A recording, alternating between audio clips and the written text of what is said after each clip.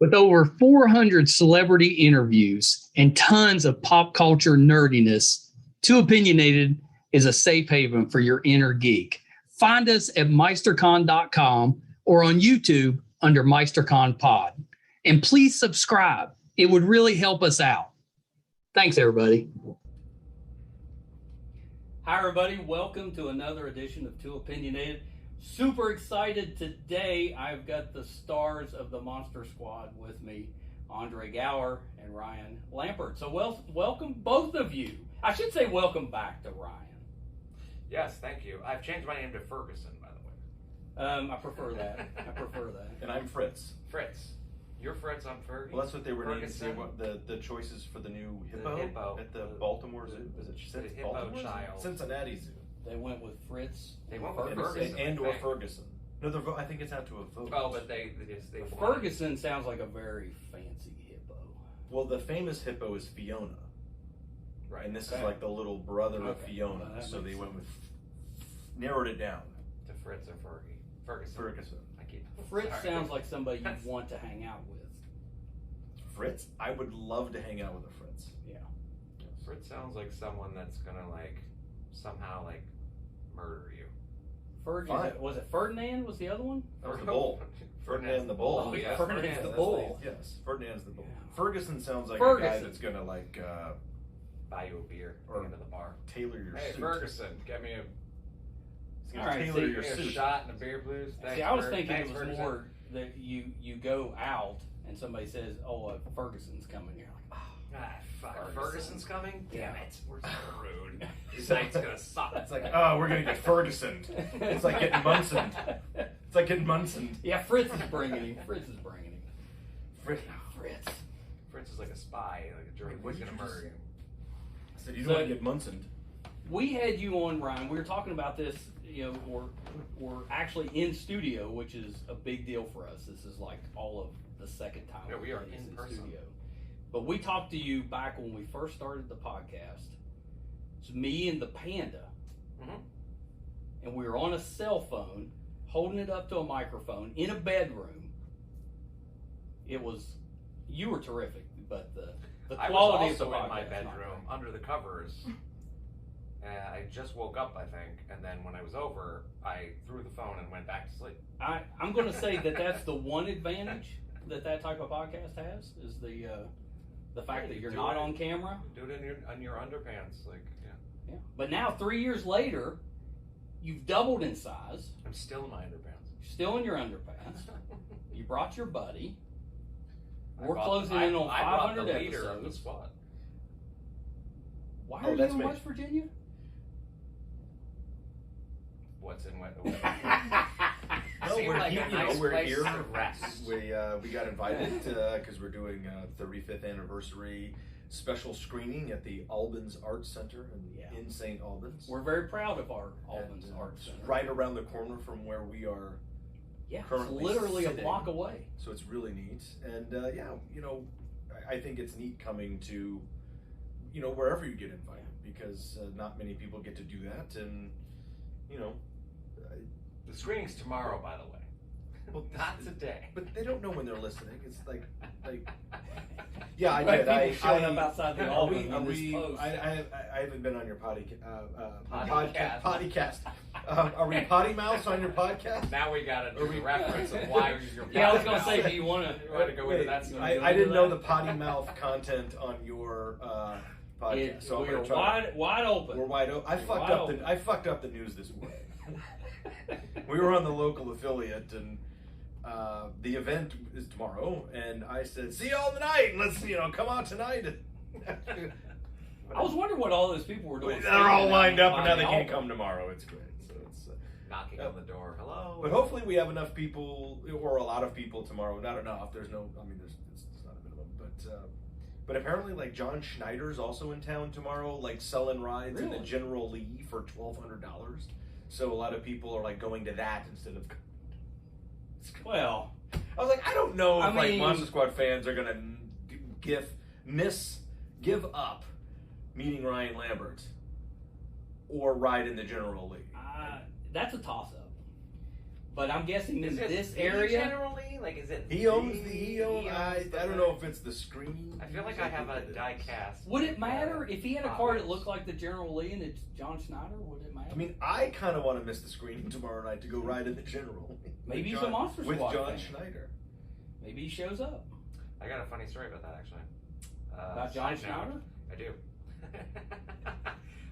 The guitar player in one of my bands, early bands, Terry Ashkinos, his wife, Tanya Shevitz, was a huge John fan.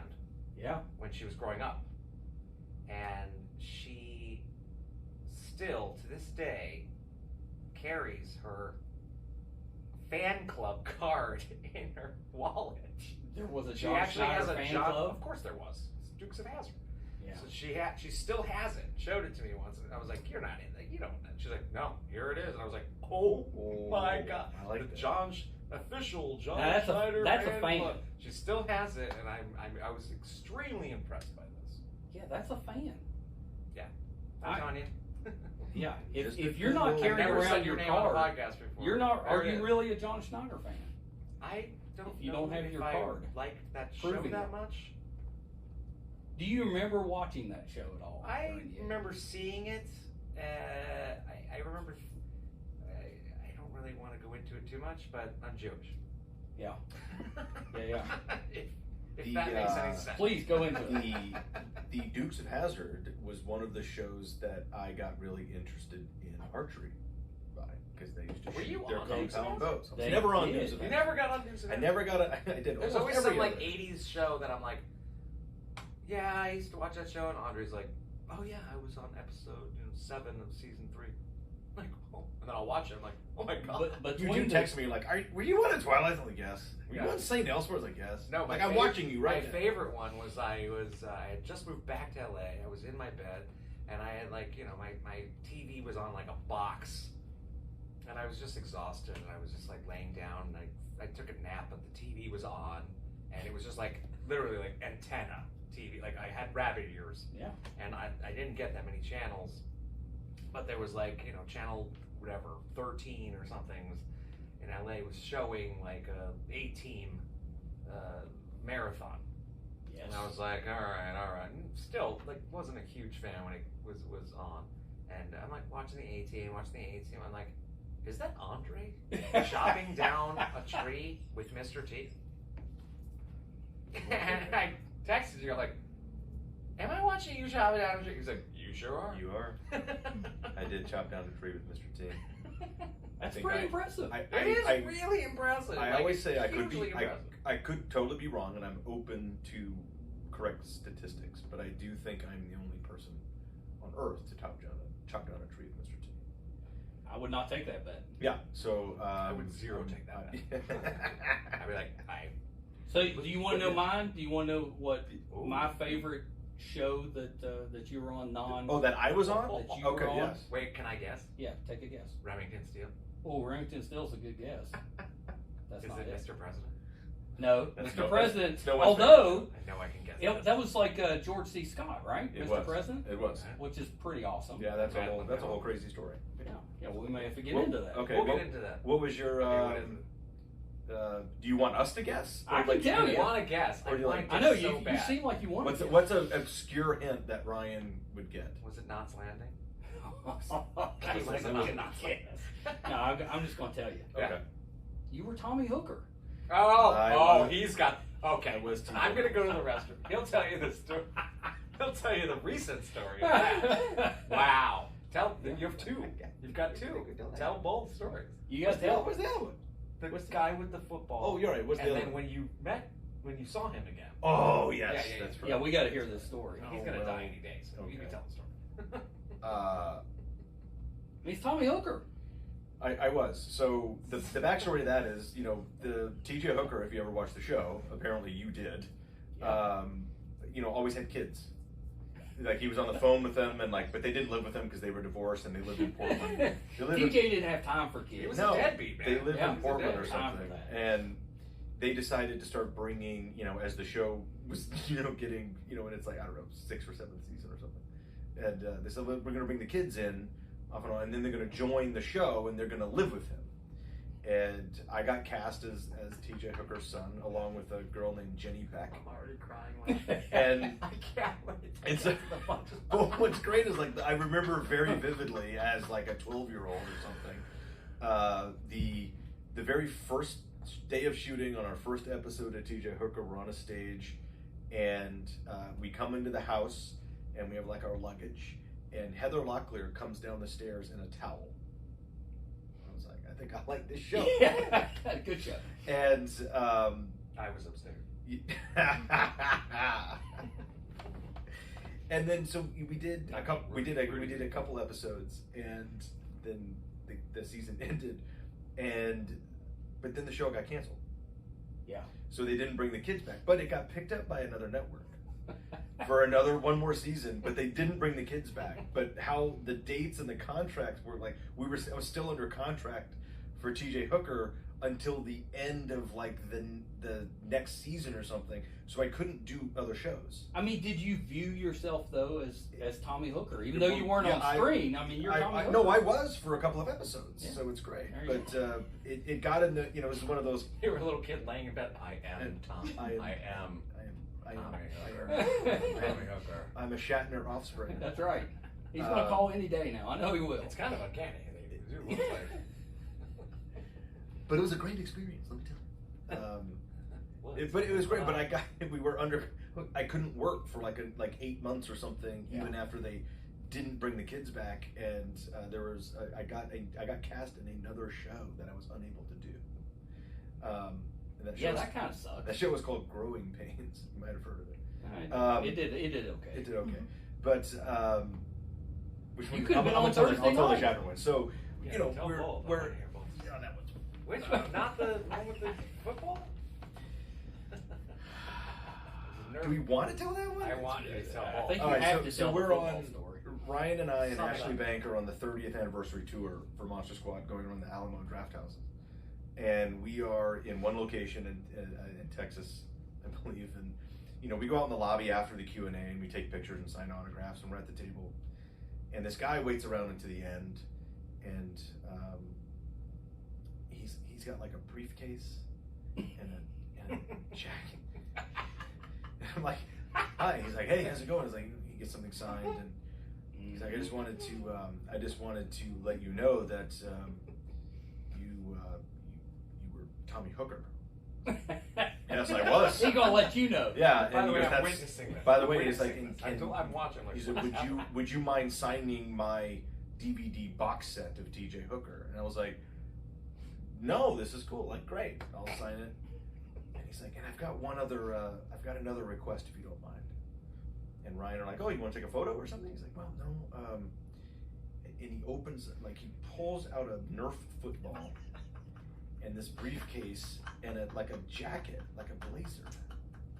And he's like, do you remember the last scene of the episode Homecoming where you were leaving and you're at the airport and you throw the ball to Shatner and then he throws it back to you and you catch it and you walk off and go. Was that the ball? No, It wasn't me. It wasn't me. I'll show you. I have that scene on my phone. I'll show you that. This was like a lime green Nerf football or something. I was like, I do remember that scene. I was there. I know where I want this story to go, so let's see if it goes. He goes, will you reenact that scene with me? Yes. That's what I was wanted hoping video. for. I wanted video. Now, I also thought about it that the guy was very nice. We've seen him subsequently as well. Yeah. Nice guy. It was just sort of. Did you reenact the scene? I did it, but I didn't want to do it exactly the way it was. So I was like, Ryan, you got to get in this and like totally like mess it up and like goof off on this because Did he go full Shatner? Did he? I didn't know what this was. He going to be Shatner in the scene? Yes. So which there was like he wanted to play the dad, What did and I the kid do? was like, I wasn't really sure what was happening, and then my mind started going down this rabbit hole of weirdness, and I was like, I'm gonna do this guy's request. But I'm not going to do it exactly as asked because there's some weird shit going on here. God's And so I was got like, one Ryan, we gotta get request this, and like, you're going to goof mess off it a up? bit. Well, I did. It was when we're eating pizza later, I'll tell you where I think this actually was going.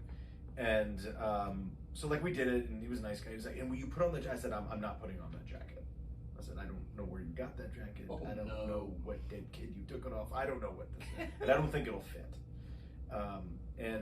It was so he was a nice guy. We did it, and he thought it was fun. Was he though? But then he pulled out like paper and goes, "I wrote the dialogue down."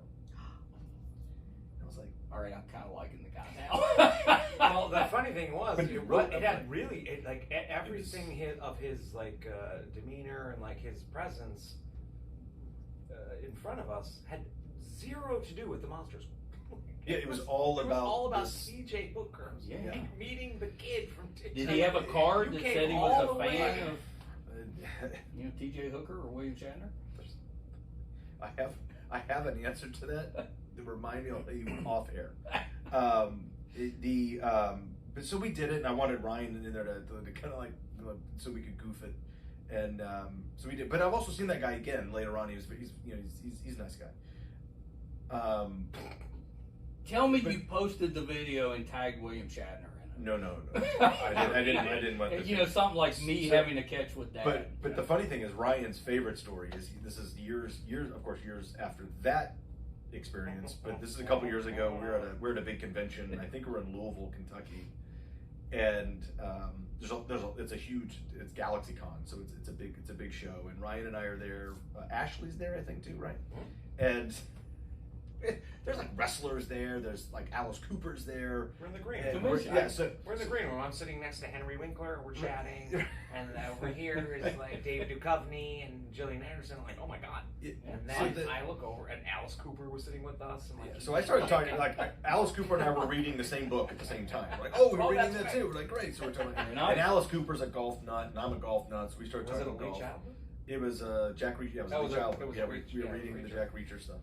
And so I was hanging out with Alice Cooper, talking golf and Jack Reacher novels. But Shatner was there. This is my favorite. This is my favorite. And he's just sitting there and he's waiting. And jealous that I don't get to do the punchline. So what? Do you want to play Shatner in this reenactment? Now you do it. Go ahead. So I wake up, and this is our first day. We're there. We're in the green room. I walk up, and I was like, "Mr. Shatner." He's like, "Yes." And I said, "Hey, I don't want to interrupt your salad, but I just want to say hello. This is Ryan. We're signing like an aisle over from you, but I wanted to say hello, and it's good to see you again because it's Andre Gower. I was your son on T.J. Hooker." And I got this fantastic, not blank, but not like focused, like a very thought-provoking stare from William Shatner that went on along like a while, an extended little time, and then he goes, "I had a son on T.J. Hooker." And I said, "You did. You did." It's Tommy. And he goes, "Was it like a flashback or something?" And I was like, No. We actually joined the cast. Like, you know, we had a couple episodes, and then we were supposed to join the whole next season, but it got canceled. And then went to another network. I was like, why do I know more about your show than you do? And I was like, wait, you know what? You've been doing this for a really long time. I can totally understand why you don't remember every week of every show you've ever done. But I was like, yeah, you have. But that was me. I enjoyed, you know, the experience, and I just wanted to say hello. And he's like, well, it's nice to meet. I had a son on T.J. Hooker. This is a great story. That is what he did say. He did say that, but the way I say it when I tell the story to like just when you're not even there, I always say. Glad you tell my story. I do. I tell it all the time. I think it's fucking hilarious. And when someone says like, "Oh, William Shatner's," like, "Oh, you want to hear William Shatner's story?" I tell the story. In my version, he goes, "T.J. Hooker had a son," which I think is funnier. But I think what he actually said was what he said. I had a son on T.J. Hooker. Yeah, that's a good but then the ironic thing, I swear, like a month later, I'm out before I'm playing golf. Ironically, not with Alice Cooper, unfortunately, but I stopped in this little like Mediterranean place to eat, and there's Shatner. with a guy, and I'm like, oh God. I was like, I've got to say hello. I will not be approaching. And I walked up and said, did he remember that he had? I said, hey, it's Andre. We just met like 3 weeks, just said hi 3 weeks ago in Louisville. Was your son on Too Younger? He's like, oh yeah. He goes, hey, how's it going? I was like, great. I'm not going to interrupt. I got to go play golf. Bye. And I was like, I don't think he still thought he had a son on Too Hooker, but I have the video proof. That was reenacted in the lobby of an Alamo It's a good scene. I've seen the actual a guy scene. with a briefcase. Does that guy have video of him and Shatner reenacting that scene where he is? Where he's playing meat? Yeah, no, I don't think he does, but I think he. I wouldn't bet against it. I think he wanted to be I don't want to say this. I think he wanted to be the daddy in the scene. Yeah. I was afraid you were going to go there. Yeah. So. Or the father figure. Sorry, the father figure. And moving on. So editing. So Ryan, I'm gonna quiz you. Let's see if you can. Do you remember? No. The show from the '80s that you were on that I got the most excited about. Webster? It had nothing to do with you. I'll tell you. That's your hint. It had nothing to do with you. Not Kids Inc. I was on it. You were on it. Though. Silver Spoons? Silver Spoons. A big Aaron Gray fan. Ooh, yes. Yeah, she was very sweet. She was very nice. I remember there was a scene I was about to walk. I was supposed to walk on or something, and I did not do. I don't think I had any scenes with her, but she was backstage and because I grew up kind of watching Buck Rogers. Yeah, me too. Yeah, so and, we were all Aaron Gray fans. Right. So I'm standing in front of her, and I was like, I was a teenager. Come on. Come on. And I was like, there she is. And she was very sweet, and she gave me a hug. Yeah. And to this day, it's, Aaron Gray gave me a hug. Let's just go with that. I'm jealous of that. She was very nice. Jealous as I am of you playing Shatner's son. I think that's the one. Yeah. That's hug from Aaron Gray. Those things that I did, like those things, like Silver Spoons, Webster, like all those little guest spots that I did during Kids Incorporated and Monster Squad and stuff were like, that it was like the casting director, just like, hey, can Ryan do like a week on Silver Spoons? Yeah. I didn't go on. The answer is yes. Stuff. Yeah, I was like, my manager was like, he'll do it. He'll be you're on Silver Spoons this week. I'm like, I am? Do they still have the train in the video games? No. That was like, he's older now. Like, ugh. You were both on a TV show as guest stars. Can you name that one? Huh. What was it? Different episode. Right. Different episodes. Different episodes. My Two Tens. No. It does have That's a good guess. It has a tie-in to Buck Rogers. Okay, Gil. Sidekicks. Sidekicks. You were on Sidekicks. We totally know 2 episodes of Sidekicks. You were on Sidekicks? Yeah, I was on Sidekicks. I was bully 1. We actually figured that. Yeah, we were. I went to high school with Ernie Reyes Jr. Him and I were buds. Ernie's great. And he just, was like, you want to be on the show this week or something? Yeah. I was like, sure. And you want to be on the show? Did you get him? I got him. Been trying to get this fly. You got the fly? All day. He's a little tiny guy. Jeff a little guy. Yeah, just a little. Jeff Goldman he's no more left the building. Or he's on your hand. Ew. I'm going to turn into him in an hour. Now he's in your nose. So Sidekicks, yeah. I think I had one scene with Gil. Did they ever bring Chuck Norris on that show? Because he was in the movie. Yeah, but that had nothing to do with the show. It did? You sure? Yes. I thought the show was. I don't think it was a spinoff of the thing. Okay. I think it was because I think the movie was at. Maybe I didn't. All right, but this show is losing ground with me now because I was thinking Joe Girard doing karate moves. Right. I'm not remembering this show correctly. That was a great show. It was a good vehicle for Ernie. It was a great vehicle for Ernie. It was fun to shoot. What are you doing over there? He's trying to catch this fly. It's like a little net, but apparently there's more than one, or I didn't kill him. I think it's okay because Gina Davis just walked in the door, so we're good. That's right. Yeah, Sidekicks. Kill me. That's right. Help me. Sidekicks. You're absolutely right. Sidekicks. Yeah. Oh, I knew I was right. Yes. Sidekicks was good. See if you guys could. Yes. Ernie and I used to go to Laker games together. We'd get off school and he'd say, "Do you want to go scalp some tickets at the Forum?" Oh. And I would say, "Yeah, let's roll." Yeah, let's. And we'd go down and get like a couple seats. And I think one year was like Lakers Utah. It was playoffs. Nice. And, And So like the Stockton and Malone. it was years? Stockton alone, yeah.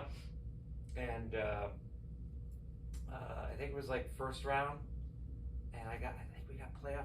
I still have my stub. Lakers versus Utah said playoffs. Nice. And I think we got scout tickets for like, I don't know, $10 each. Yeah. Had good seats. That's pretty good for a playoff game. Yeah. $10. So I went to the playoffs in the 80s.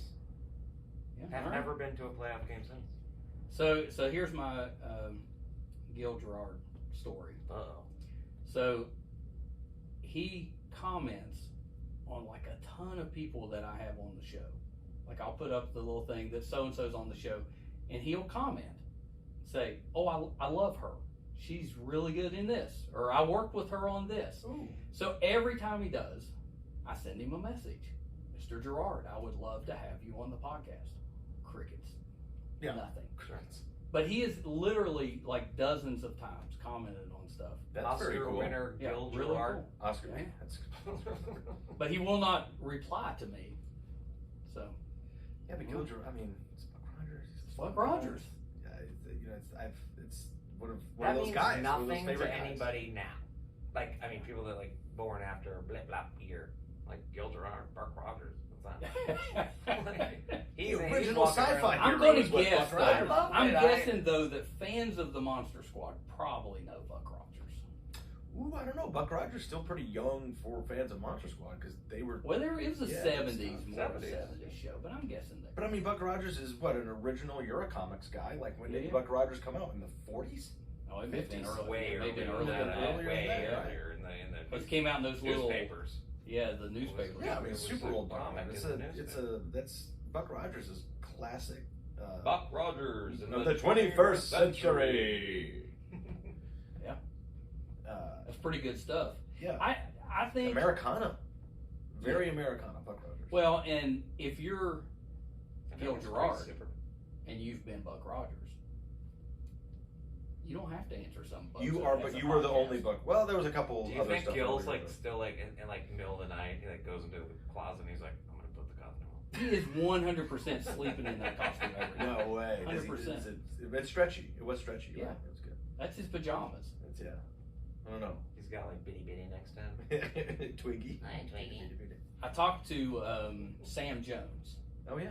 right? So Flash Gordon, and he did the entire interview. Well, we met him at a convention, and he was trying to log on to the internet, and we were able to help him with that. He was struggling to do Okay. that. He wanted to watch Got it. his son. His son How do was I get on this a world minor league wide baseball web? player.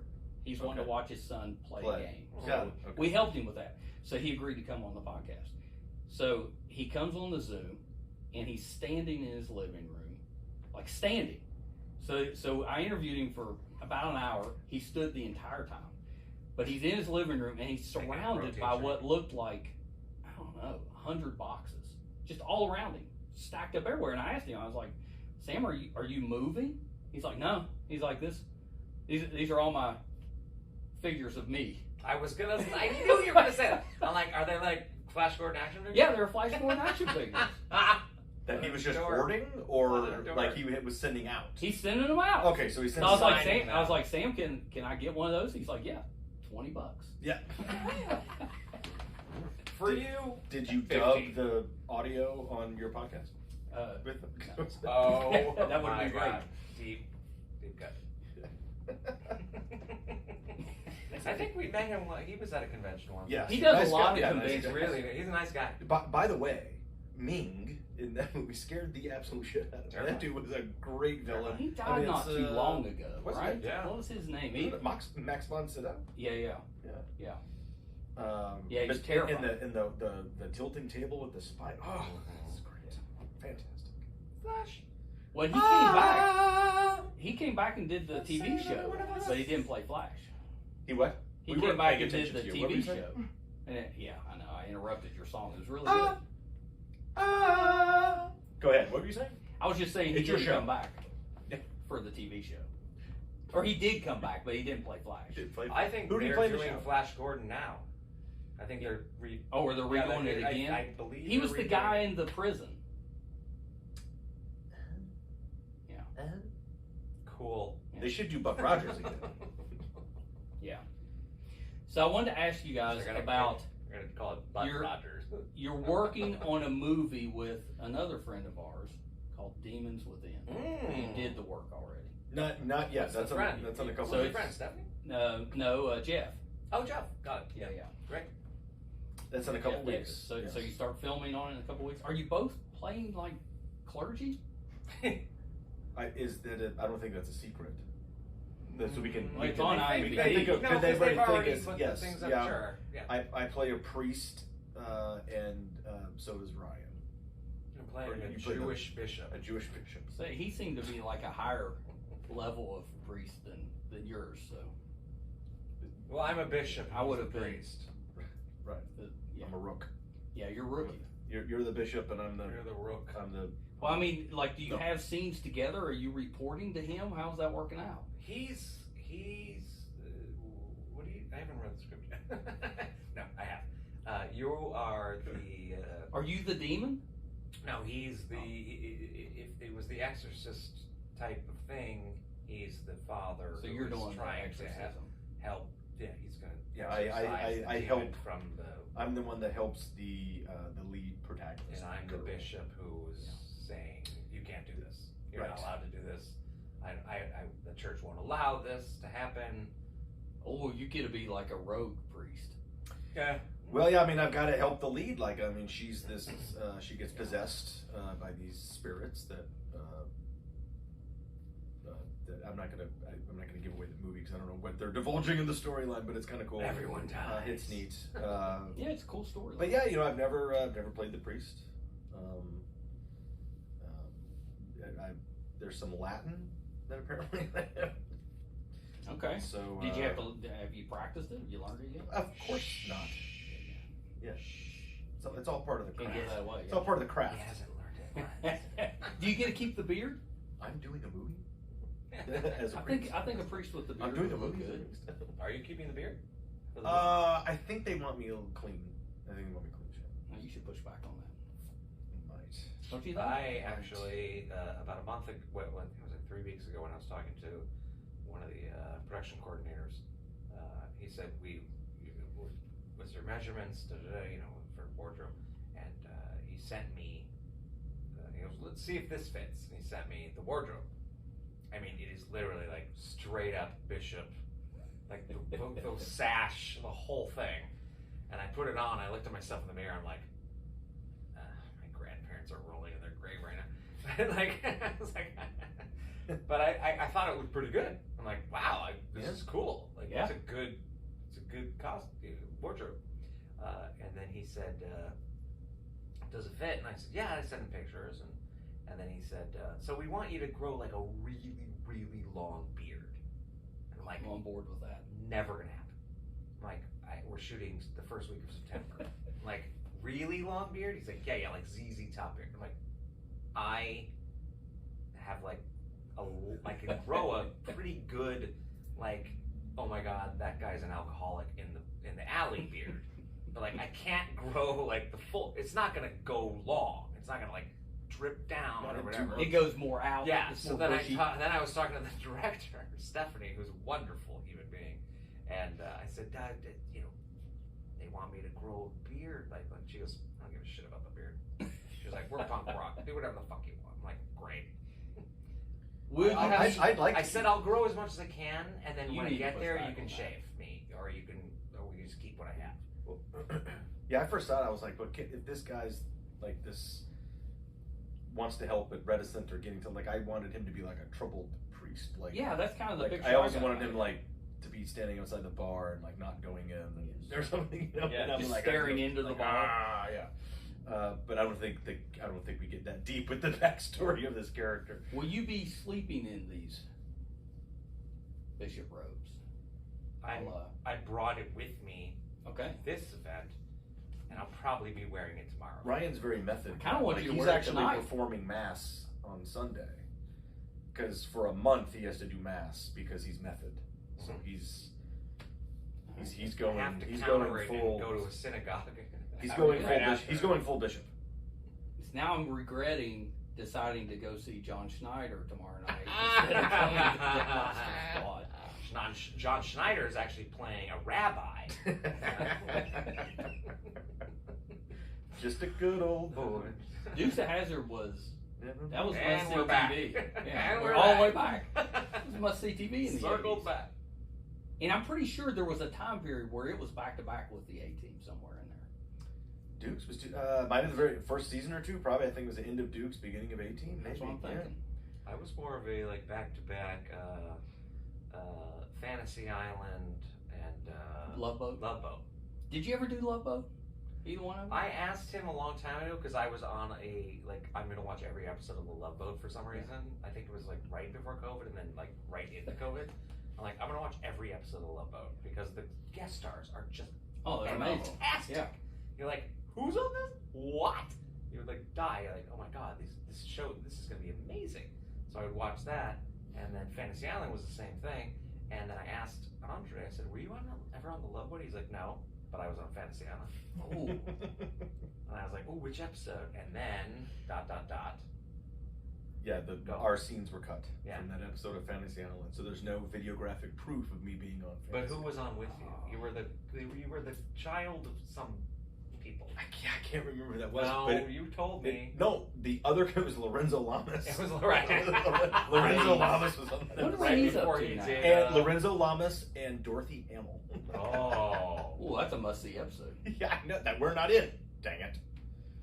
And I can't remember the footage girl is that was my somewhere. sister. Like we were a family, and then like all of a sudden they just axed the kids from the episodes. They used to show Fantasy Island Love Boat back to back in I the think it was Love morning. Boat Fantasy Island. Fantasy Island was. Well, yeah, they Because did. Weirder had a little. Fantasy Island was weirder. It had to be on On bit like later. Saturday night they did, but then they would show the reruns during the week in the morning. Oh, And you could watch, gotcha. yeah, like an episode of each Yeah. day of the week, Yeah, morning, which is I think how Yeah, Fantasy Island was cool because I was like, that's Ricardo Montalban. Like he sells And cars tattoo. with really nice leather. And we're back. Did you ever play his son on That would have been amazing. No, but every village has was always. a He nice did guy. play Hervey Village's son. Yeah. In real life. He would have enjoyed that. He was a cool dude. Despite, I guess, there's a lot of stories out right now. The Peter Dinklage movie. Did you see this film? Smooth segue there. it? What film are we talking about? Peter Dinklage played Hervey Villages in like a bio film. I don't think I've seen It's this. brilliant. He's great. Yeah, It's he's a actually great like actor. you'll watch the film and you're like, oh, that's what happened to Hervey Village. Oh, Yeah, that's what it's not full fun. player, full '70s player. Yeah, big time. So they were even like Roger Moore Super was badass. taken aback by like every village has his antics on set of Bond movie. He's like, that's a little too much for even me. I want to see And I'm Roger a Moore. movie, a biopic with just Roger Moore and Hervey Villages like on the road. I would watch that. I'm gonna write it. Yeah, What's we'll it called? watch A Little More? Oof! Oh God! Well, you just Wow. reminded me. Wow! Ryan, I got to ask you about this because he just reminded. Not that this has anything to do with that, but it reminded me of this for some reason. Did you do a hip hop guide to L.A. at some point? I did it. Yeah, sort of. Yeah. Well, I mean, that's what it's called. I did. I don't know if it was hip. I need to know Or what hip-hop you guide. what you were wearing and what the music was like on this. It was Hip-hop no, guide to it's LA. like- It wasn't hip hop guide. It was a hip guide. Oh, a to hip LA. hop. No, a hip guide. There was no No hop in hop. the. There was no hopping anywhere. Well, now I'm not as excited. My about it. manager was pretty ambitious when I was young. Like he liked to let's get you out there, let's do these things. He wanted to be a part of things as well. It wasn't just like I'm gonna manage your career. Let's do some extra things. So we did like a short film called Laddie 1 and Evil J, which was actually really good. It's black and white, interesting experiment that we did with one of my best friends at the time, Jason Ibbotson. And then he was like, let's do like a VHS thing that we send out. It's a guide to Hollywood. Hey, if you come to Hollywood, do this. Come and do this. And it was called Ryan Lambert's Hip Guide to LA, I think. Yeah. And it was. Do you have a copy of it? I do not. I'm sure that some people do. I know people do. Can you do one called the hip hop guy? I will do the hip hop guy. Hi, I'm the whitest guy on earth, and I will tell you what hip hop is all about. Yeah. Yeah, no, I'm not as excited I've about not the hip seen guy. it. I've not seen it in a billion years, so I don't know where I'm. Well, it's like at. they said it was 1988. I think I'm just standing in front of the Hollywood sign. Hi.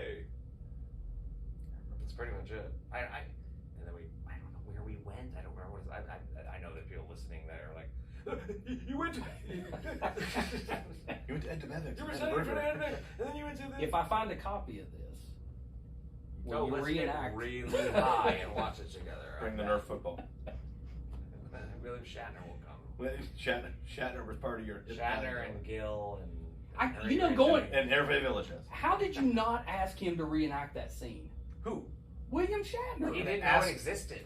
That's the problem. Shatner He literally didn't know. I'm not going to ask Shatner to do anything. You couldn't hand him a Nerf football and say, "Here, throw this to me." No, I would not do that. You could have made that guy's He would have entire. been in therapy. No, because I love that. It's a great. great scene. I have it because I'll show it to you. We were shooting like it. a Mean Joe Green type thing, right? It's great. It's one of my favorite things. So Yeah. we're at LAX, like shooting in a terminal. Yeah. Because they can just shut down a LAX terminal for a TV show, and the kids are leaving, and there's this whole thing like, oh, Dad didn't spend a lot of time with us, so we didn't get the thing, and it's that. And we're supposed to walk down. And me and the sister, like her name was Jenny Beck. She was the blonde. She was the little girl in the series V, which was a fantastic television. I thought the little girl in the series V was Not the new one, the old one. Helen Hunt. No, the old one was Jenny Beck. Oh, And okay. she. So we have to walk down and go through the doorway, and the director, I'm not sure it might have been like E.J. Swackhammer or something. All these great TV directors at the time. He's like, okay, get to the door. Because we never had our game of catch. This was the whole point. Like, hey, you want to go? He's like, I gotta go to work. So we never had a game of catch. Right? It was one of those things. And I have the football in my arm and a suitcase in my hand. Yeah. And he goes, okay, get to the door, stop, turn around, throw the ball to Bill. Bill's gonna throw it back to you. Like, drop the suitcase. Bill's gonna throw it back to you. Catch it, pick up the suitcase, and you two walk down the ramp. It's like, great. We go. We rehearse it. Rolling. Let's do it. Go down, turn around, drop the suitcase, throw the ball. Shatner throws it back to me. I pick up the suitcase, walk down the ramp. It's cut. I'm like, yeah. He goes, never mind, doesn't work. Let's not do the throw. It's too clunky. It takes too much time. I said, what's the problem? He goes, it doesn't work. Like, you drop the suitcase and it takes too much time. I said, I'll fix this. Throw it right here. Yeah. He goes, okay. How was Shatner's spiral? It was great. Yeah. And so I go and I turn around. I throw him the ball, and Shatner puts it right back. I catch it one-handed and turn around and walk down the ramp one take. Done. Cut. And everybody goes, "Holy crap, that was amazing!" I was like, Yeah, just catching obviously the football impacted one-handed. at least one guy. That And watched it was great. So it was I like that scene because I finally got my game of catch with Papa TJ Hooker. Yeah. And caught it one-handed, which was pretty badass. So it's like, So when the guy came to you with the football, oh, was we're back that on this? was that the suitcase? Yes, he wanted me. Yeah. So he had the suitcase with him. That's why he was carrying it? like a little blazer. Oh, that's creepy. Because I had to wear like a tie and like you were wearing a suit to get on an airplane. Yeah, I'm glad you said creepy and not me. I didn't say Yeah, that. that's I didn't say that. It's terribly creepy. So you also did a Knight Rider. I did. You hit all the shows. I did. Yeah. Did you play catch with Hasselhoff? Or? No, all my scenes were with Kit, except for at the very, very end. Oh, he played catch with that. In-N-Out You know burgers what I mean. and In-N-Out You know what burgers I and mean. whiskey. But I had actually known Hasselhoff from Young and the Restless because he was. I started on Young and the Restless. Like my first month on Young and the Restless was his last month on Young and the Restless because he played a guy named Snapper. His name was like Dr. Snapper on Young and the Restless. Yeah, he like Snapper. So Hasselhoff was on Young and the Restless. No, all my scenes, I was kind of like a B plot. and this kid had scenes with Kit, and just a little bit of interaction with Michael Knight. It's pretty cool. From Yeah, it's not bad. Knight Industries. But yeah, what's funny is everybody's like, you've done every cool show. Yeah. And except for Magnum, I never did a Magnum PI, and I wanted to do a But Magnum you got PI. Remington. I did Remington Steel, Yeah. so that's sort of like the non-cool Magnum PI. That's right. But there's I always tell people when they marvel that, like, you've done all these guest spots. I'm like, that's because I was available, because my television career is the kid that did 5 or 6 TV shows that went 1 or 2 seasons, not one show that went 6 seasons that everybody knows, and you don't have time to do anything, so you're free to bounce around and do all these shows. So, all of our other friends were all on shows their entire That lives. lasted, yeah. And they only did one thing. Yeah. And I don't see it as a bad thing, except for my retirement account. But that's, you want to be on a show forever, but you also don't get to do all this other stuff if you are. Yeah. So it's a little trade-off. So it's all right. I did chop down a tree with Mr. T. Yeah. That's a tough one to beat. And rode in Kid. Yeah, that's a tough one to beat. And hung out with a Bond. I've hung out with 2 Bonds. Who's the second one? Bronson and who was the very first one? I hung out with George was the Lazenby very- in a bar Who in was Santa the Monica. very Really? first one? George Did you just Lazenby. ask that? Yeah, so He wasn't the very first one. Well, Oh, the first one you hung out. yes. So Ryan, do they do Kids Incorporated conventions? No, We need to start not one. that I know of. Yeah, we need to start one. Go ahead, I won't be there. Come on. Come on. Rough. Well, the only reason I don't think I would maybe show up is because I know for a fact that I will not name names, but I know that there won't be many people from when I was there that would show up. So it would be like a bunch of people like after me, and then me. And like, I'm not gonna. Yeah, go ahead and do that. Do you look down on the ones that came later? Not original. Of course cast? not. No way. Not at all. No, I mean, I'm not being sarcastic. I mean, I always looked at that show, in the 80s, I was friends with a few of the, like, Menudo guys. Yeah. And, including They were Ricky Martin. monsters in the 80s. Yeah, and they were so popular. It was huge. And I sort of, they were really, like, over the top, like, famous. Like, and Kids Inc. was not that as famous as them, but I sort of looked at it in the same light, where it's like, you get too old, you're out. And so when the time came Makes and sense. it was time for me to go, I feel like I overstayed my welcome too, because if you watch my last season, it's me, Stacy, and like tiny babies. Yeah. We're towering over these kids, and it just didn't look good. So when I got the call, like, hey man, your That's what happens with producer teenagers. called, was like, though. you're out. And I'm like, yeah, I know. Like, it's too much now. I think Stacy stayed like one more season, and then that was it. Like, Do you remember your last song? No. Yeah, I don't know it either. I was hoping you would. But I did not watch it afterwards, but I remember hearing later who was on. I mean, it was Jennifer Love Hewitt. Right. She was on the season right after, not right after me, but after Stacy left. Yeah. I think she replaced Stacy, and then. I mean, it's an impressive cast when you go back and look. Sure, of course. Yeah. I mean, it's one of those things that just keeps going.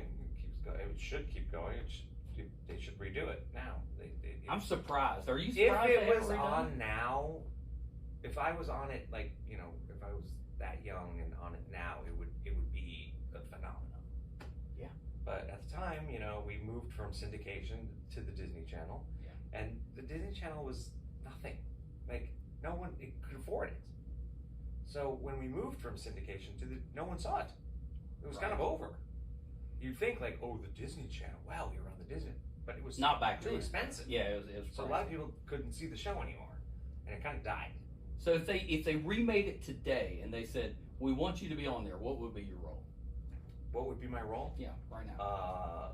The guy in bed not doing it. You wouldn't come back and play a music Hell teacher no. or something? No. I mean, I don't know. Hey, I never say never. Never say anything, never. But like, just depends on what it is. I'm not gonna like sing on stage and like wear a sequin jacket if that's what you're asking. That is kind of what I was asking. Yes, I was kind of getting at that. Yeah. What if Menudo came in? That's Would not- you do it with Menudo? Would you join me? Menudo now? Menudo? Is that still going? Do they still Yeah. do it? I think Ricky You Martin's can- in trouble, so no. No, You no, can that scrap- kind of got Yeah, cleared you up. can I think. scrap my That got idea if cleared you're up. going to redo Menudo. It got cleared up. But Menudo has been in that room with the pool table and the big TV that we talked about. They said- Really? Yeah.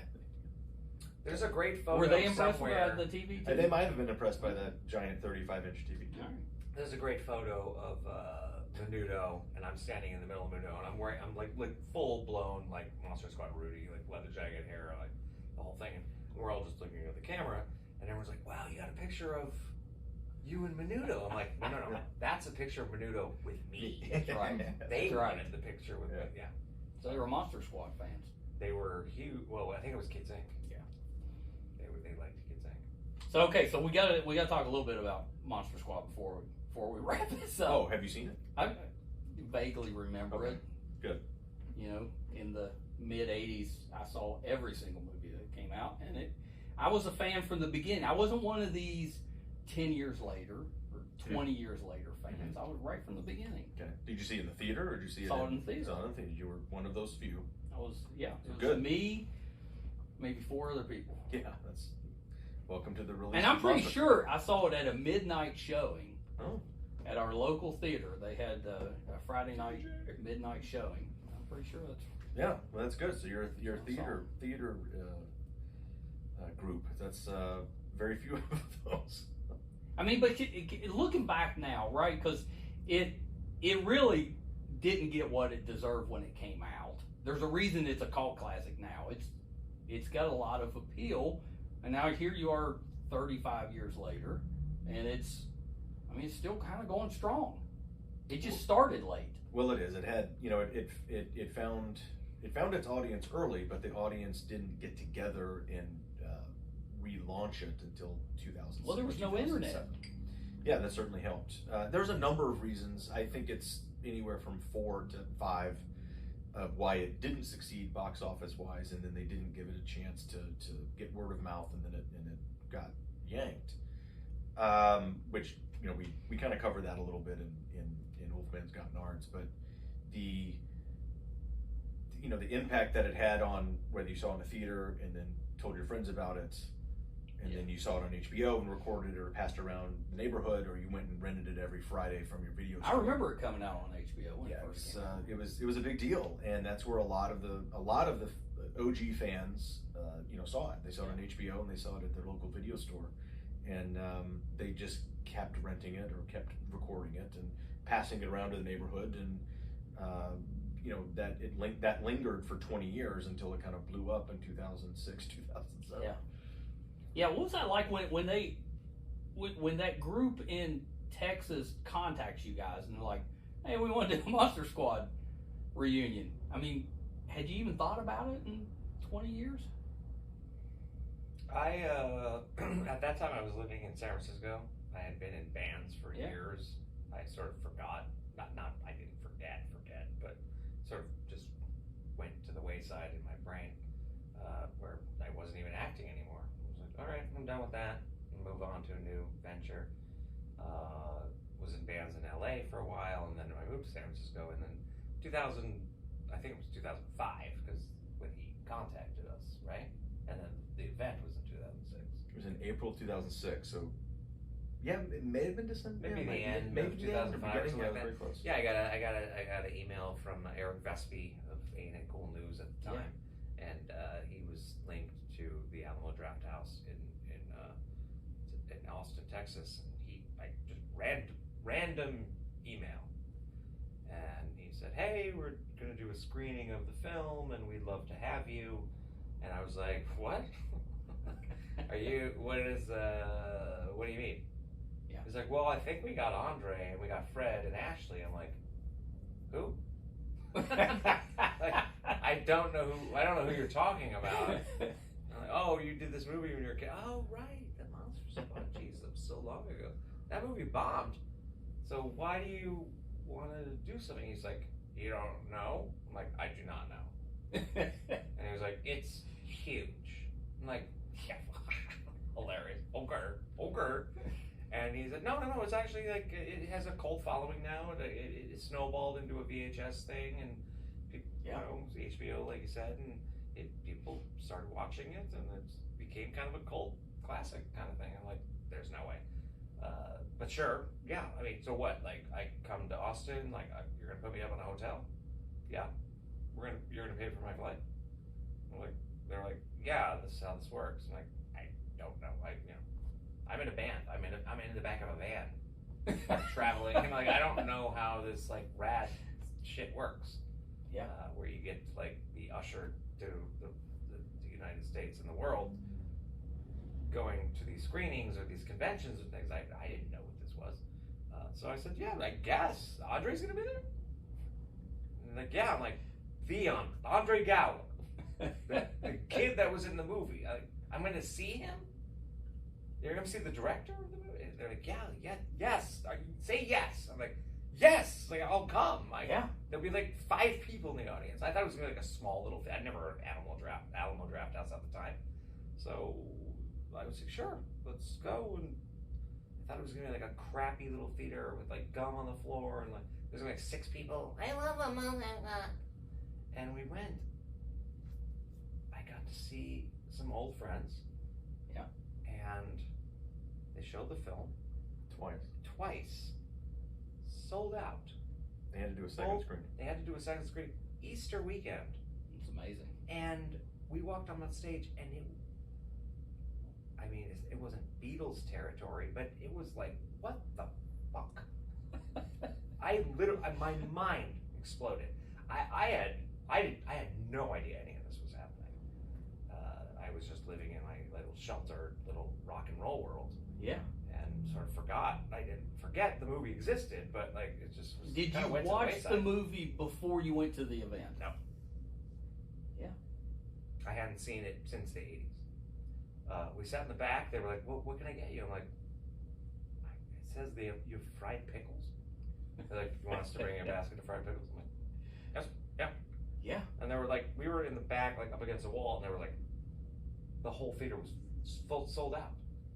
And I'm watching the movie. I'm watching it. I'm like, God, I haven't seen this in like a billion years. This is kind of fun. And every single like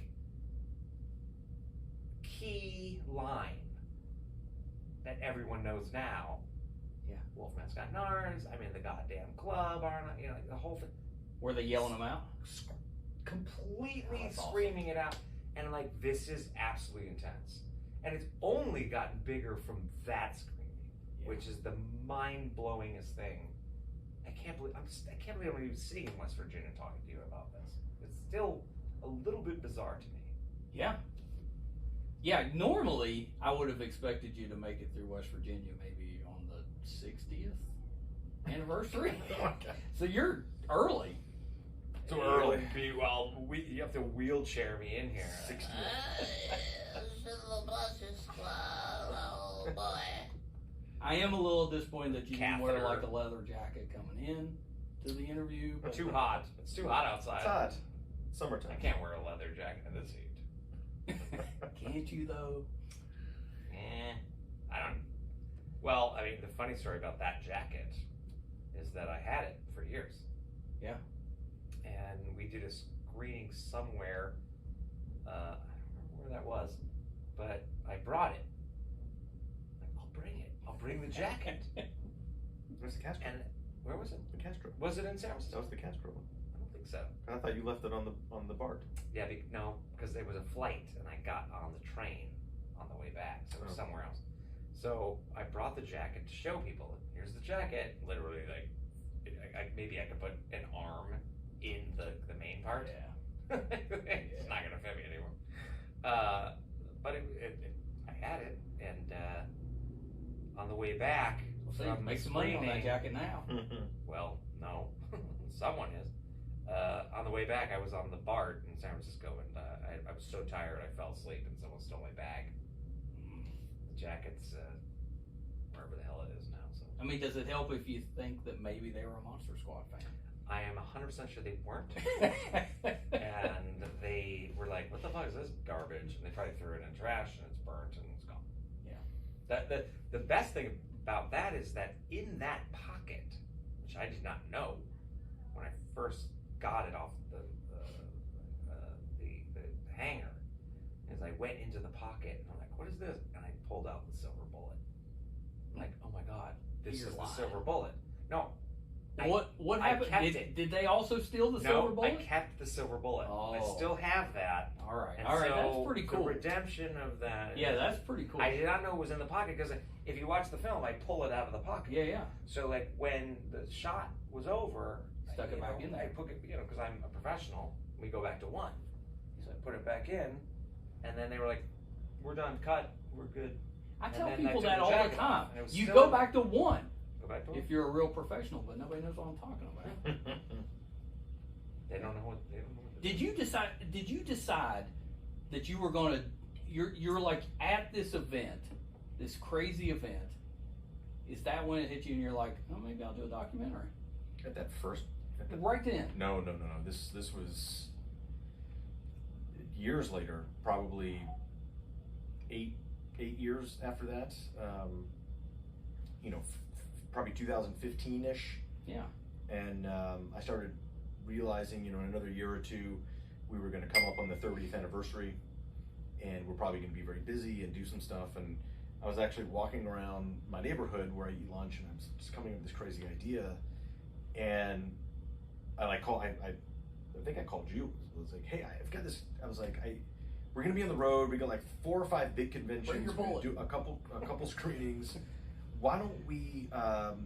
Why don't I see if I can go buy like a used, like decent 4K camera, and then like you and I will go on the road on these things, and we'll do some like guerrilla style or like fan on the street stuff, just you and I, video stuff, and then we'll come back. We'll set like, because we know 4 or 5 big Monster Squad fans at home, and we'll set them in a chair. We'll do an interview, and then because this is when Ryan and I were doing our podcast. Like Ryan and I were doing a bunch of stuff under the brand banner Ryan and Andre, and so we were trying to craft this thing for a number of years, and the podcast was one of them. We did a show called Short Ends, which I created and sold to the Nerdist platform, and that was one of our favorite projects. And I said, why don't we do this like a little short documentary, and then we'll throw it on our website, and people can watch it for like $2, and we'll just do a little shitty kind of run and gun type of thing. And I was like, let's do it. And we were getting ready to go to a big convention somewhere, Chicago, something. And I brought some friends with us with gear. And I said, why don't we just try this and see what it looks and sounds like? And it looked and sounded not good. And we're like, yeah, okay, so we're going to rethink that. This is good. And right at that same time, I was dealing with another television show kind of development contract thing at Lionsgate, and that didn't work out well. I was like, oh, okay, this documentary thing, I don't know. And then I sold Short Ends, and Ryan, and I was like, hey, like that show, we're doing that show. It's gonna be a couple months, we go into production. He's like, holy shit.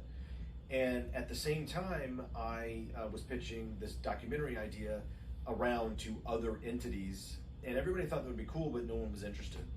And I had a great serendipity day outside of Pilgrim Media Group, and I was taking a friend of mine to lunch, and we delayed a little bit as she was getting into the car to meet someone, and then these 3 guys came out of the front door, and they knew who I was, but we had never met, and they came over and said, well, what are you doing? And Pilgrim Media Group had just gotten acquired by Lionsgate, right? A month prior to that. So there was a tie-in with this TV show. He's like, well, we want to be your production company for this TV show that you're doing at Lionsgate. I was like, is that my call? Or like, okay, I think we're getting this, figured out. But great. He's like, what else are you working on? I said, well, I just sold a show to Nerdist, and I'm trying to develop this documentary idea about Monster Squad. He's like, wait, you're doing the documentary at Monster Squad? He's like, because that's what we're trying to do in here, and we're trying to in-house produce some high-end stuff. And I think it's something we can take to the executives. And that was a very lucky day that I met Henry McComas and Wes Caldwell and Aaron Kunkel, because that's what turned into Wolfman's Got Nards. And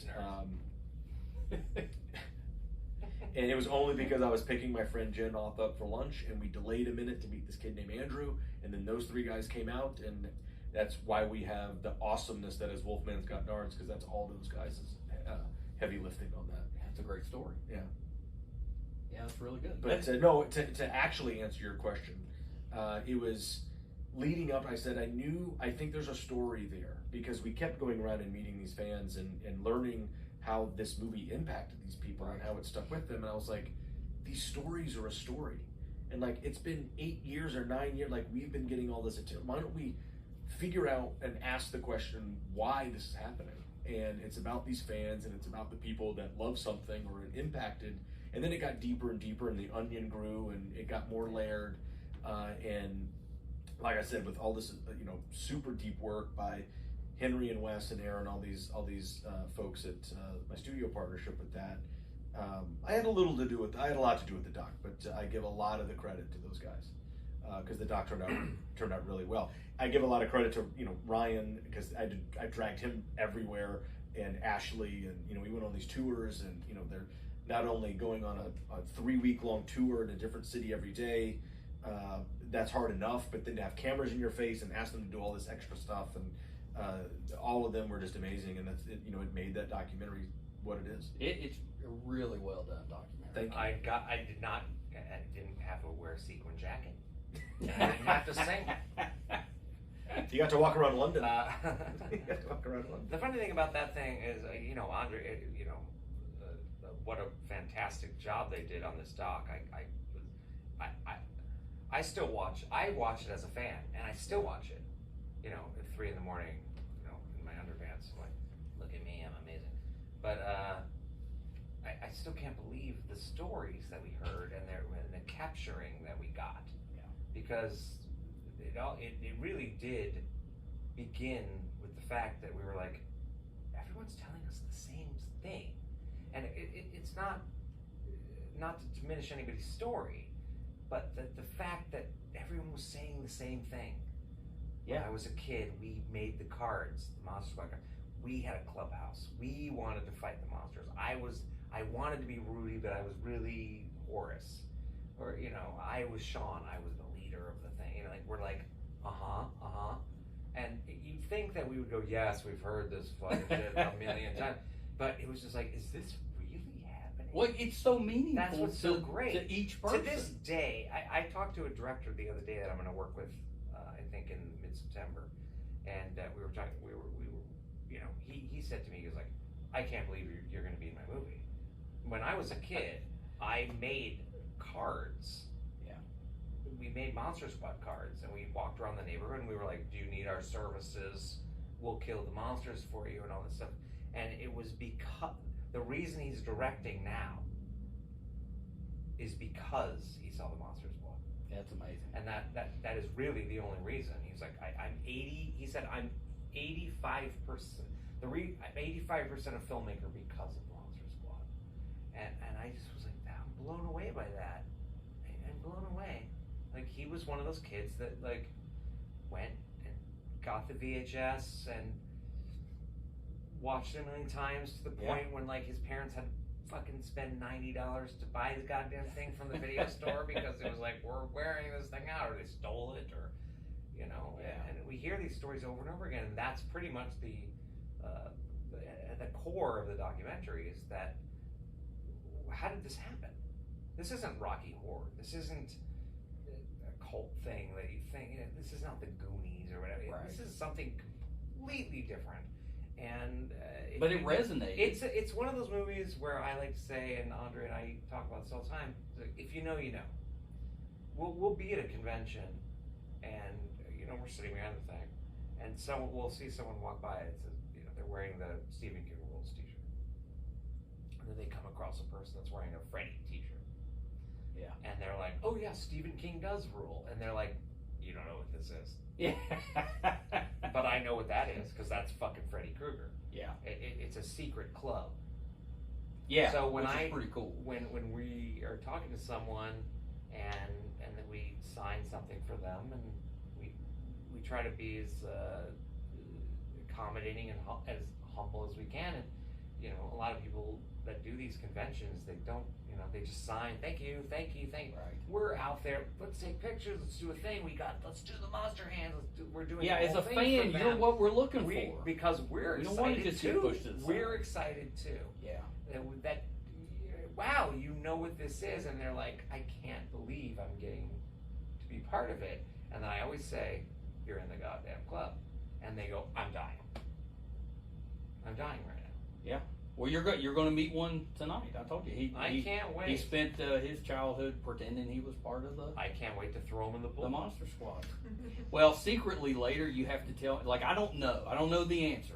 So I don't know which character he He's gonna get pretended kicked to in be. the nards, by the way. But yeah, I would love to see that. Oh, that's happening. But you have to tell me secretly who you.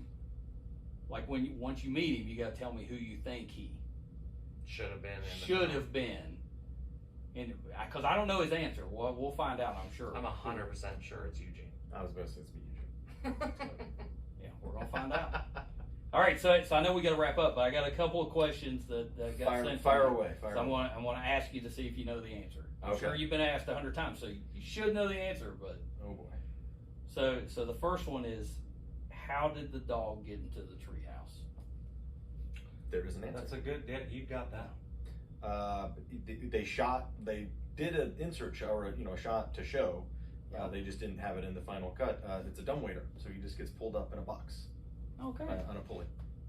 So It's not we're as exciting as I So was when hoping we for. do the thing, Yeah. and then the dog, and then I did a voiceover later. How the hell did the dog get up here anyway, or whatever? I think we're supposed to cut to us That coming was- out of the tree, and the Yeah, dog because going that was down. over. Yeah. Like I wouldn't have said that if they had shown They didn't how show it. he did Right. it. So I did how the hell does that dog get up here anyway? So we had to say that, and then there's still no answer. But at least my character's which is weird to think. I thought about this. It's weird. I thought about this recently. If I'm in the clubhouse, not me, Rudy is in the clubhouse, and the dog is in there, I would have seen that happen. Maybe he was there before you. So he was just hanging out and taking dumps in the corner. Sure. But no, we pulled him up in a little pulley Am dump. I being too vulgar for this podcast?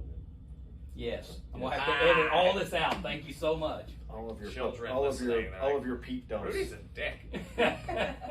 So here's the last one. Okay. Is why did Dracula blow the clubhouse up? What's the point of that? To kill he, us. Well, he knew you weren't in there though, No, right? he didn't. He thought we were in there. That's the whole point. I That's why he think- says meeting adjourned. He thinks we're in the tree. Okay. Also, I think it was just to piss us off. Yeah. No, he you're- thinks we're in there. You're fucking ruining my shit. That's more what I was thinking. You're ruining my shit, so I'm gonna fucking. But if he ruin did- your if he- shit. if No, he no, knew you're you- ruining my shit, so he I'm thought going to you were blow in you there. up. He thought you. Yeah, if he he thought thinks you were we're in there, then that's an easy answer. Yes, because you have to take a little. This is one of my favorite things to talk about recently. Is you have to take in context of another thing that is a plot hole or we don't get the answer to. At the very beginning of the Monster Squad, it has the crawl, and it Right. says they blew it at the end. Well, we don't ever learn how they blew it. Right. And the short answer is they catch, back in Van Helsing days, they catch Dracula, they stake him, and they put him in a wagon. And then they go up to the castle to do this limbo thing. And they leave a guy by the campfire to guard the body. As he's guarding it, 3 vampire brides come out of the mist. He shoots one with the crossbow, the other gets and he stabs her. 3. And then the other one comes up and she's choking him and he's flailing around, about to get taken out. He finds a stake, grabs it, kills her, and goes, "Whew, I made it." However, what he's done is he has unstaked Dracula. Right. And when you know vampire lore, when you unstake a vampire, they come back to life. Right. So he thinks he's made it. Duncan, he sits up in the wagon, stares at him, he's toast. Dracula gets away. So that's how they blew it. So for 99.9 years, Dracula's been walking away pissed off, waiting for this moment of For the his balance revenge. equilibrium to take over the world, and he's got 5 kids in his way. And that's why he's so pissed, and that's why he wants to kill us. I mean, he sends Frankenstein's monster to kill us. Yeah. He doesn't succeed, so he goes to finish the job by blowing us up with dynamite. It's like you were in the movie. You one would think. One would think. So, but if you know the That original, actually if you makes know sense. if you know the script So, and you know the shots that were shot and all that, it makes perfect sense. You just have to go back all the way to the beginning. That's why I love to watch Duncan's performance. Why is he so pissed? He is laser focused because this is his day. He's got 48 hours. He's like, I've been waiting 99.9 years. Yeah, that's right actually now. Really good acting knowledge. Think of it that way.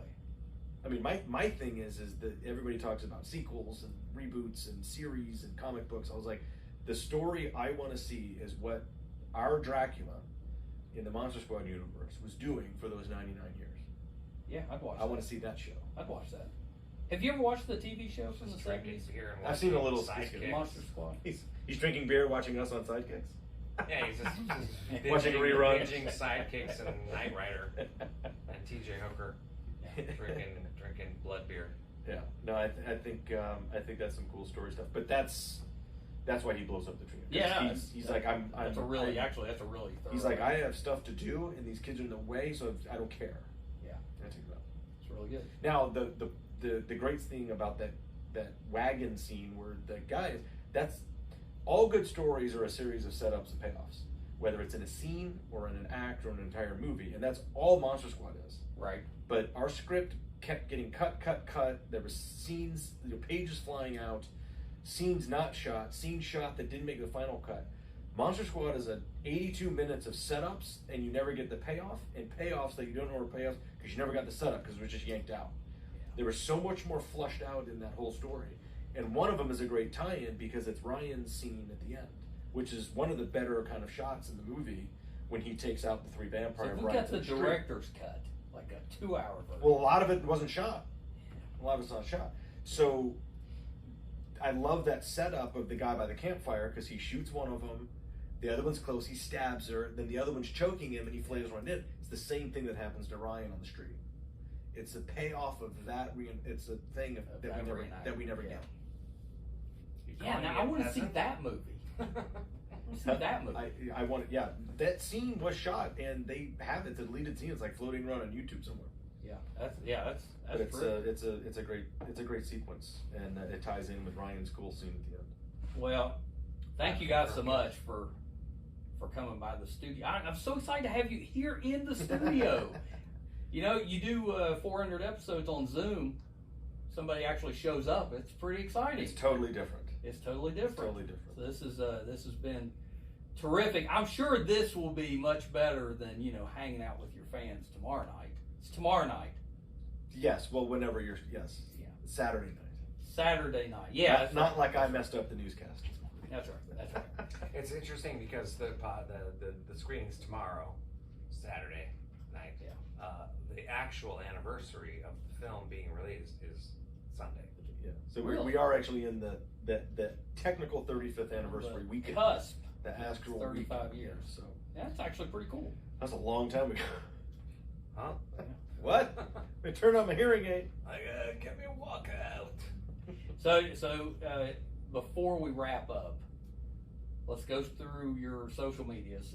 Andre, if you want to take us through, where can we find you on social media? You can find me on Twitter at Andre Gower and on Instagram at Andre Gower Official. And please follow the documentary Wolfman's Got Nards on both platforms under the handle at The Squad Doc. Oh, very nice. Very nice. Ryan, where can we find you on social media? Under the covers at home. Yep. Crying. Of course. And that's pretty much it. No. Ryan Lambert 111. Pretty much everywhere. Okay. Why 111? I have no idea. Somebody had 110. I think 111 has always kind of been like the number, one of those things you see it all the time. Like, oh my god, you look at the clock, it's like 111 or it's 1111 or like I always seen ones. Everyone always say, Yeah. I knew there had to be some type there's of some sort of mystical weird garbage going on with that. significance. But yeah, it was also just like, I'm old, so I've been around since all these things started. I mean, MySpace, Friendster.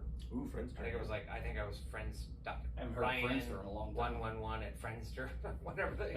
It's always just 111, so it's just sort of stuck. You need to come on these podcasts, and that should be the only social media you're giving out. Friendster, MySpace. Friends from MySpace. That's it. I actually went on MySpace not that long ago. I'm like, can I remember my password? How do I get in here? And I remembered, and I got on, and like, was your page still there? That's my MySpace. Oh What was your God. song? What was your music? Did we have songs on MySpace? On MySpace, you I had don't think music. I had. I still had like my 8 friends or whatever. It's like 3 girlfriends I haven't seen since. It's like cool. Those are your true friends. Wow. The MySpace friends. Well, thank you guys so much. This has been terrific. We got to wrap up. We got a pool party to go to. We got a pool party. We got to That's wrap right. up. Thank you guys for listening. You know, if you haven't done so yet, we could really use the help with our YouTube channel, Meisterkhan Pod. Please subscribe. That would really help us out. You can also find all today. We released episode 438. You can find all of those, audio and video, on our website, meisterkhan.com. So definitely check that out. Thank you guys so much. Until next time, bye, everybody. Say bye. Bye. Bye. Bye, everybody. Bye. We didn't do too bad. I was shooting for an hour. We're about an hour and 10 minutes. Yeah, just hit stop. I'll edit that. That's cool.